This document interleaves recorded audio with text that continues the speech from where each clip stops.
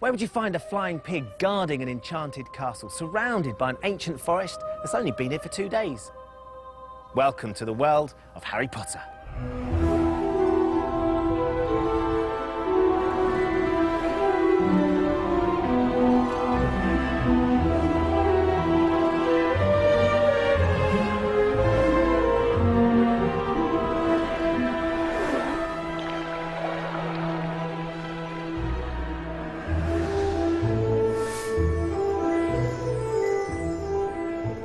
We've come behind the scenes during filming of Harry Potter and the Half-Blood Prince, the 6th film in the series. And the most exciting thing this year is, I'm going to be in it!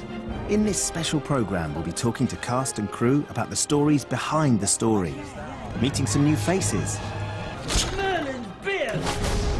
being put through our paces in some Quidditch training, and in a World TV first, we'll be going where no other show can, onto the set and into the film, as I take on the role of a Harry Potter film extra.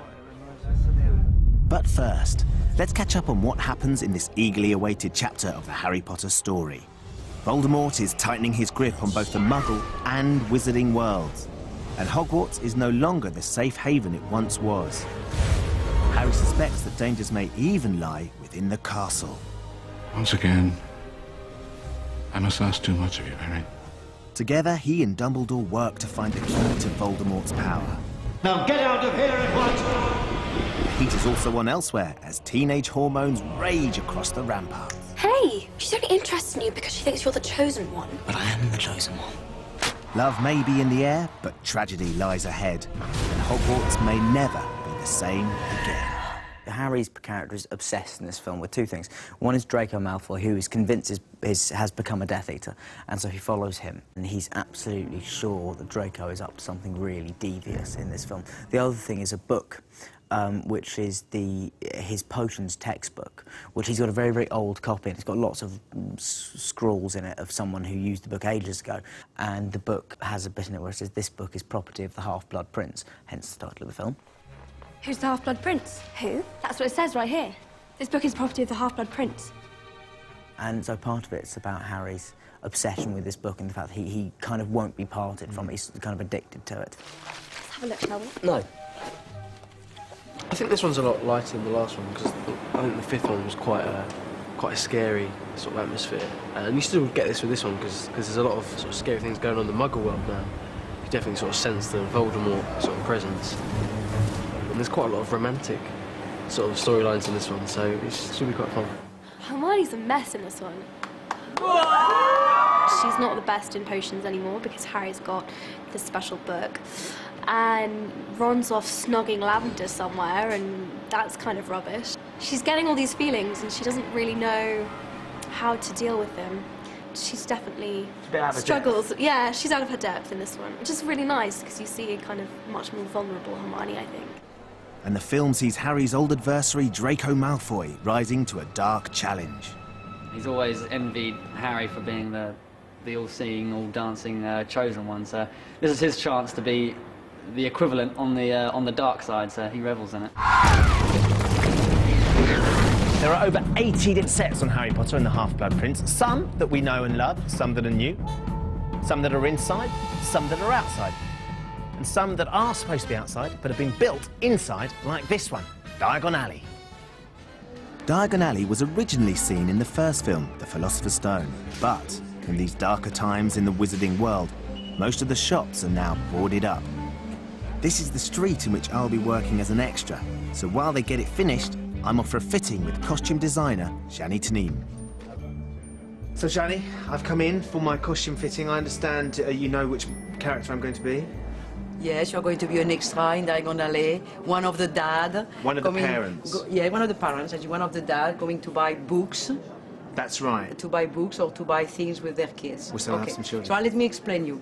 Because Diagon Alley, we just have the normal public of Diagon Alley. This is just the male, because you are in the male dressing room. Of course, yeah. This is all the male that we have in Diagon Alley. All the so Diagon Alley start a little bit like Soho, and then go up to sort of Oxford Street feel. So I'm at the Oxford Street So yes, because you are one of the dad. The respectable dads. So I'm going to have to fit in with these guys? Yes, so because you are sort of a good-looking man, I'm going to try to dress you slightly down. Oh. Then you will fit with what we think is a wizard dad. OK, wizard dads aren't very good-looking?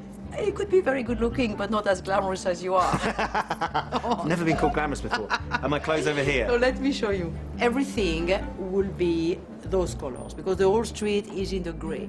Grey green, grey blue. All the colors have exactly. All the colors have a grey base. And what I would like to see you in black. Right. Or in brown. I would like to see you or like that, or like that, because I think that first it will fit you very well. Right. Second, it will fit with the rest Yes. of the shop and the rest of the extras. And you've kind of got to blend in with them as well. I can't say that. Yes, you do. You cannot be that special. Sure. You will be special, like each one of our extras, but you won't be that special.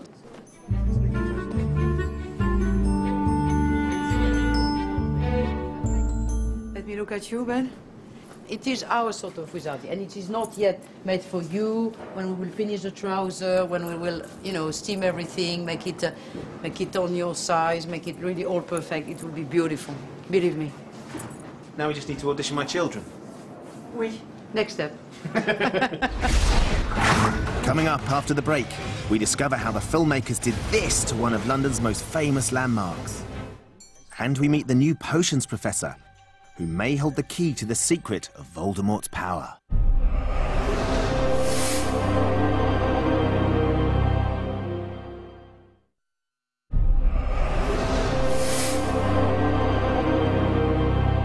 In every Harry Potter film, there's a new professor, and the filmmakers have hoovered up some of Britain's finest acting talent in casting them. Now, I've come down today to meet Professor Slughorn, who's Hogwarts' new potions master, and I've been told to hang around here. Oh, sorry. I didn't see you there. Professor Slughorn is someone who years ago was the potions master at Hogwarts and is the person that Dumbledore recruits this year to come back, not only to teach potions, but also because Dumbledore thinks that Slughorn has information on Voldemort that he is too ashamed to admit to knowing. And Dumbledore sort of uses Harry as bait in a way, because Slughorn's obsessed with the idea of fame and power. And so Harry is sort of the most famous, certainly young kind of wizard of his time, is the perfect sort of ploy to get Slughorn back to Hogwarts, because Slughorn would want to be around someone like Harry. And Slughorn makes an unusual first appearance in the film. Dumbledore and Harry come into this house that has obviously been ransacked, and there is a purple striped armchair, and Dumbledore performs a bit of magic, and out of that armchair evolves Horace Slughorn, who has disguised himself as an armchair. So there's a bit of special effects. In straight lavender off. purple pyjamas. In lavender, in the same material as the armchair. It's a very good entrance to a film.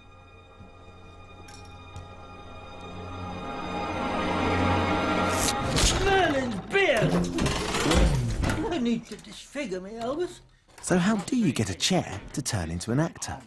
Working with an actor like Jim Broadbent, you know, it just seemed the logical thing to let him drive the performance rather than come up with a slightly cartoony sort of caricature in terms of a chair. Here's a mega $1 million Hollywood movie, and we basically put him on a plank of wood and sit him on this plank of wood. It's a little bit more elaborate than a plank of wood. But it's kind of a plank of wood. It's a shiny plank of wood. It's a shiny plank of wood with two guys operating it. And it sort of springs him up. I just said to Jim, you know what? Imagine you're a chair and then you're turning out of a chair and you have to shake all this fabric off. And he did this rather eccentric, crazy, quite funny acting transformation from a chair to a human, all in a performance. And of course that was great, because from there, using our designs of what we wanted the chair to look like, we then started animating on top, you know, rotoscoping his performance, then looking at how the actual chair itself would shrink and come back into his true proportions. And just working off him seemed to suggest that actually using cloth as an interesting technique would be quite a good way of resolving the chair and turning the fabric of the chair itself into the pyjamas that he was wearing. Creating a visual effect is a process which involves filtering ideas from many different departments into one end result. Sometimes you start off with some particular view in mind, but by the time you get to the end, it's gone through many iterations and turns out to be something quite different, because you've either discovered something new en route, or you've discovered something that you thought would work, it doesn't work, and it's not very comfortable, it's not very funny, or it looks like a visual effect. And so it is a very subjective journey that we take. Horace's weakness is that he has a